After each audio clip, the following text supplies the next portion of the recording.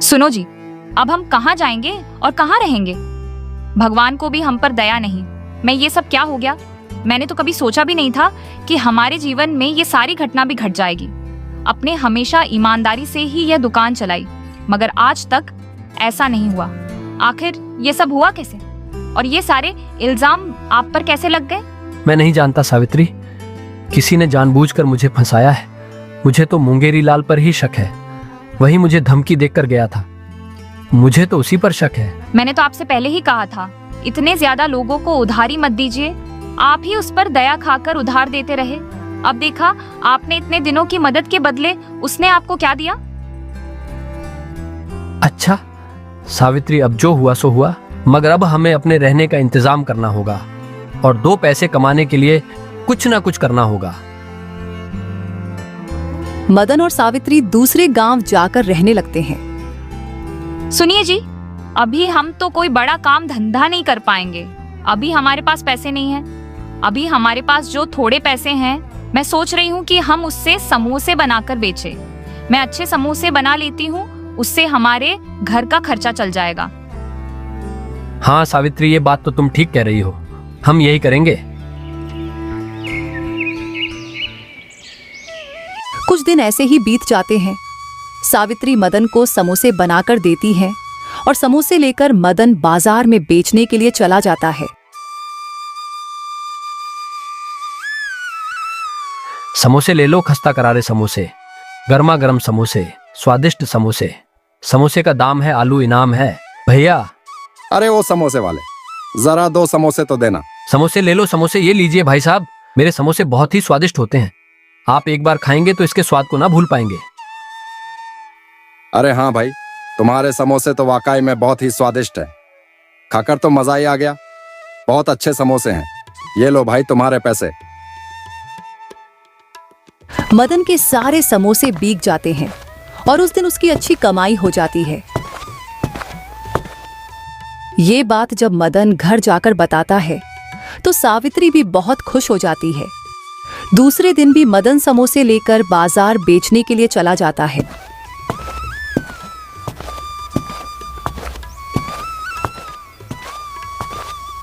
तभी उस रास्ते से मुंगेरी लाल गुजर रहा था। मदन के पास लोगों की भीड़ देखकर मुंगेरी लाल को बहुत जलन होती है।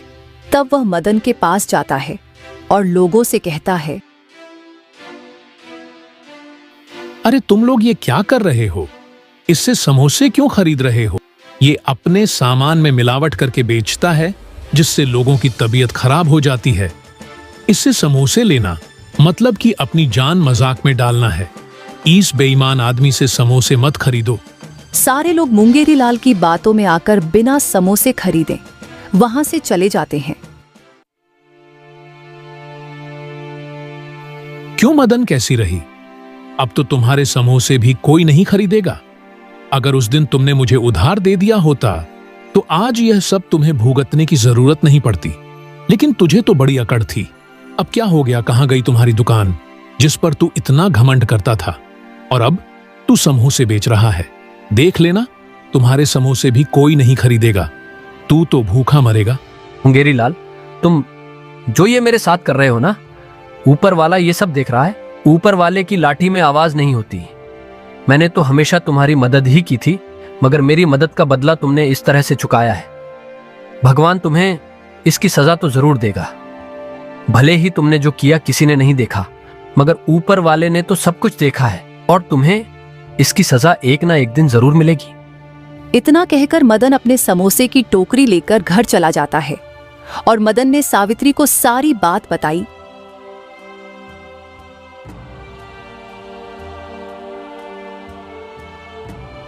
ये क्या जी, आज एक भी समोसा नहीं बिका। नहीं सावित्री, सारे समोसे बिक जाते, मगर उस मुंगेरी लाल ने वहां आकर सारे लोगों को भड़का दिया। अरे कोई बात नहीं जी, ऐसा समझ लीजिए कि अभी हमारे बुरे दिन चल रहे हैं, मगर आप देख लेना, एक ना एक दिन हमारे भी अच्छे दिन आएंगे। ये बुरा समय भी कट जाएगा। बस आप हिम्मत रखिए, सब ठीक हो जाएगा।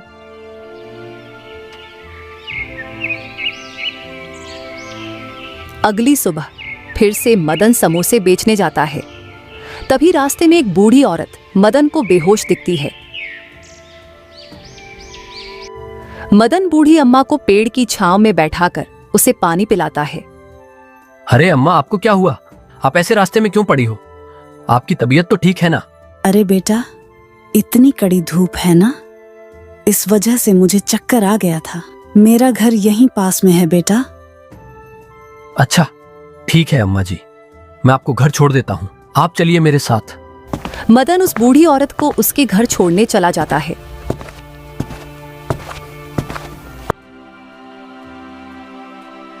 बेटा, तुमने मुँह बूढ़िया की बहुत मदद की। तुम एक बहुत ही नेक इंसान हो। तुम्हारा बहुत बहुत धन्यवाद। मदन जब वापस आता है तो देखता है कि उसकी समोसे की टोकरी गायब थी। हे भगवान, मेरे समोसे की टोकरी कौन उठाकर ले गया?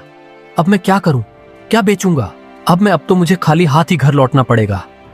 मदन उदास मन से घर जाता है और सावित्री को सारी बात बताता है। क्या हुआ जी, आप ऐसे क्यों बैठे हैं? पता नहीं सावित्री, ईश्वर मेरी कैसी परीक्षा ले रहे हैं। आज भी मेरे हाथ कुछ नहीं लगा।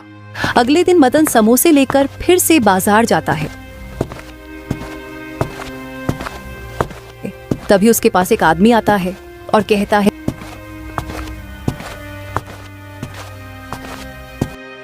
अरे ओ समोसे वाले भाई, मुझे तुम्हारी मदद की बहुत जरूरत है। क्या तुम मेरी मदद करोगे? मेरे यहाँ अनाथालय में बहुत सारे अनाथ बच्चे हैं जिन लोगों का इस दुनिया में कोई नहीं है। आज उनके खाने का मैं कोई इंतजाम नहीं कर पाया। आज वे सारे बच्चे भूखे हैं। मुझे तुमसे यह सारी बातें कहते हुए बहुत बुरा लग रहा है, मगर मैं क्या करूं? मैं बहुत मजबूर हूं। क्या तुम मुझ पर यह उपकार करोगे? मुझे बच्चों के लिए समोसे चाहिए, मगर मेरे पास अभी पैसे नहीं हैं। मेरे पास जब पैसे आ जाएंगे तो मैं तुम्हें सारे पैसे लौटा दूंगा, मगर अभी के लिए तुम मुझे कृपा करके यह समोसे दे दो। मदन को उस व्यक्ति पर दया आ जाती है और वह बिना सोचे समझे सारे समोसे उसे दे देता है। भाई, तुम्हारा बहुत बहुत धन्यवाद। सच में तुम्हारा दिल बहुत बड़ा है। आज तुमने मुझे यह समोसे दिए हैं, देख लेना। इसके बदले ऊपर वाला तुम्हें बहुत कुछ देगा। अच्छा ठीक है भाई, मैं चलता हूं।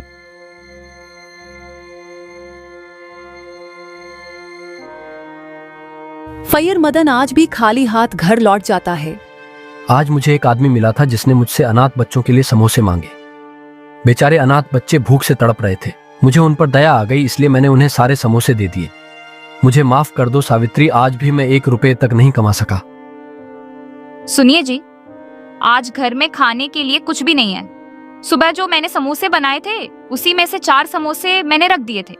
मुझे लगा था आप आते समय राशन लेकर आओगे, तब मैं खाना बनाऊंगी, मगर आप तो आज भी कुछ नहीं ला पाए। अब तो वह समोसे खाकर ही हमें सोना पड़ेगा। दोनों पति पत्नी बहुत ही निराश होते हैं। बाहर बहुत तेज बारिश शुरू होने लगती है। तभी बारिश में भीगते हुए उनके घर एक साधु महाराज आते हैं।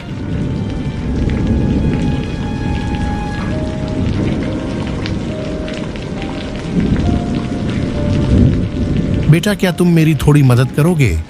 बहुत जोरों की बारिश हो रही है और इतनी बारिश में मैं अपने घर कैसे जाऊं? क्या आज की रात मैं तुम्हारे यहाँ रुक सकता हूँ? हाँ बाबा, क्यों नहीं, आप यहाँ रुक सकते हैं। वैसे भी बहुत तेज बारिश हो रही है। आप इस बारिश में कहाँ जाओगे बाबा? आप यहीं रुक जाइए, हमें कोई आपत्ति नहीं है। तब साधु महाराज मदन के घर में रुक जाते हैं और मदन उनसे कहता है, बाबा, आपको भूख लगी होगी ना? मैं अभी आपके खाने के लिए कुछ लाता हूँ। हाँ बेटा, भूख तो बहुत जोरों की लगी है। अगर तुम्हारे पास कुछ खाने को है तो दे दो।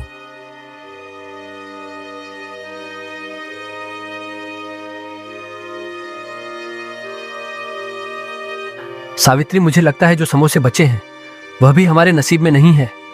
हमारे घर में जो बाबा आए हैं ये समोसे उन्हीं के हिस्से के हैं। वे हमारे मेहमान हैं और हमारे लिए भगवान समान है, इसलिए हम उन्हें भूखे नहीं रख सकते, भले ही हमें भूखा क्यों ना रहना पड़े। हाँ जी, आप बिल्कुल सही कह रहे हैं। आप एक काम कीजिए, ये समोसे ले जाकर बाबा जी को खिला दीजिए। आप हमारी चिंता मत कीजिए, एक दिन हम भूखे रह लेंगे, मगर घर आए मेहमान को भूखा नहीं जाने देंगे।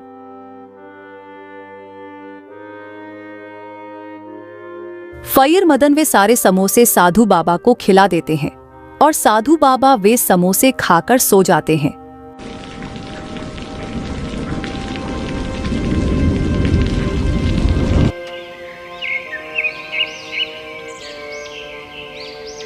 अगली सुबह जब मदन और सावित्री आकर देखते हैं तो बाबा अपनी जगह पर नहीं थे। उनकी जगह पर सोने के सिक्कों से भरा हुआ मटका रखा होता है।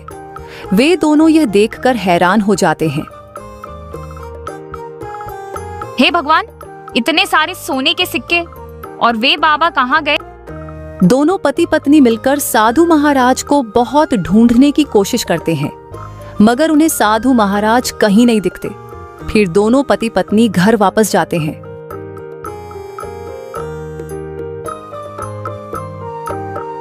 सावित्री, वे कोई बाबा नहीं थे, वह साधु महाराज साक्षात हमारे लिए भगवान बनकर आए थे। उन्होंने ही हमें यह धन दिया। हाँ जी, आप बिल्कुल ठीक कह रहे हैं। वह हमारे लिए भगवान ही थे। मैं कहती थी ना कि भगवान हमारे परीक्षा ले रहे हैं। आपने हमेशा दूसरे की मदद की है और खुद से पहले उनके बारे में सोचा है। हमेशा सच्चाई और ईमानदारी से ही कोई भी काम किया है, तो भगवान आपके साथ बुरा कैसे होने दे सकते हैं? आज भगवान ने हमारे सुन ली और हमारी सारी समस्याओं का समाधान भी कर दिया है। हे ईश्वर, आपका बहुत बहुत धन्यवाद। उस दिन के बाद मदन की जिंदगी बदल जाती है। मदन अब बहुत बड़ा आदमी बन जाता है। उसके पास खेत, जमीन, बड़ी हवेली और किसी चीज की कमी नहीं होती है। एक दिन मदन को एक आदमी भीख मांगता हुआ दिखाई देता है। मदन उसके पास जाकर देखता है तो वह आदमी कोई और नहीं बाल्कि मुंगेरी लाल का था। अरे मुंगेरी लाल, तुम्हारी ऐसी हालत कैसे हो गई? तुम इस तरह रास्ते पर भीख क्यों मांग रहे हो? मुंगेरी लाल मदन को देखकर चौंक जाता है। मदन, मेरी बेटी की तबीयत बहुत जोरों से खराब है।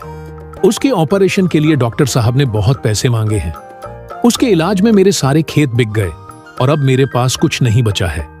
इसलिए मैं यहाँ बैठकर भीख मांग रहा हूँ। तुम चलो मेरे साथ, मैं तुम्हारी बेटी का इलाज करवाऊंगा। वह जरूर ठीक हो जाएगी। तुम चिंता मत करो मुंगेरी लाल। मदन मुंगेरी लाल की बेटी का इलाज करवाता है और थोड़े पैसे भी देता है। मदन भाई, मुझे माफ कर दो। मैंने जो तुम्हारे साथ किया, आज मुझे उसकी सजा मिली है। ये मेरे ही कर्मों का फल है जो आज मुझे मिला है। मैंने तुम्हारे साथ इतना बुरा किया, तुम्हें मेरी वजह से गांव से भी निकल दिया गया। तुम्हारी तो कोई गलती भी नहीं थी, फिर भी तुमने मेरी मदद की, मेरी बेटी की जान बचाई। आज तुम मेरे लिए किसी भगवान से कम नहीं हो। मुझे माफ कर दो मदन, मैंने ये सब जलन में आकर किया था। तुम्हें तुम्हारी गलती का एहसास हो गया है, मेरे लिए इतना ही काफी है। अगर तुम्हें माफी ही मांगनी है तो जाओ भगवान से मांगो। मैं तो एक मामूली सा इंसान हूं और मैं पुरानी सारी बातें भूल चुका हूं। और अब तुम भी भूल जाओ और अब तुम घर जाओ और अपनी बेटी की अच्छे से देखभाल करो। और अगर तुम्हें किसी चीज की जरूरत पड़े तो मुझे बताना। और अब मदन खुशी खुशी अपना जीवन बिताने लगता है और साथ ही साथ गरीबों की भी मदद करता है। अगर हमारी कहानी आपको अच्छी लगी हो तो हमारे वीडियो को लाइक करके चैनल को सब्सक्राइब जरूर करें। Thanks for watching.